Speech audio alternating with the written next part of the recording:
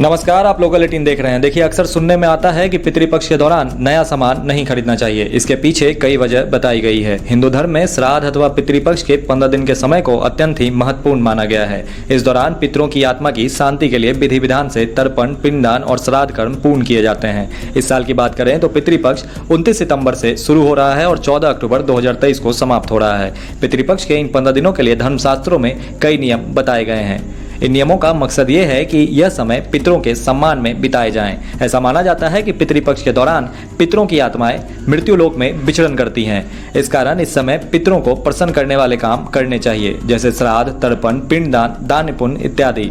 वहीं कुछ कामों से बचना भी चाहिए। मान्यता है कि पितृपक्ष में नई चीजें जैसे कपड़ा, सोना, घर, गाड़ी इत्यादि की खरीदारी नहीं करनी चाहिए। साथ ही पितृपक्ष में नए काम को करने की मनाही भी की जाती है। इसके पीछे भी कई वजह बताई गई है।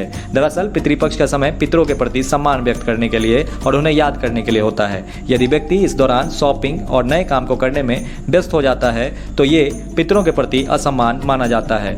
ऐसे में नए सामान खरीदने, नए काम को शुरू करने के लिए ये समय उचित नहीं माना जाता है, जबकि इस समय पितरों को ही याद करना चाहिए। हालांकि पूजा पाठ या दान पुण्य करने के लिए नई चीजें खरीदी जा सकती है।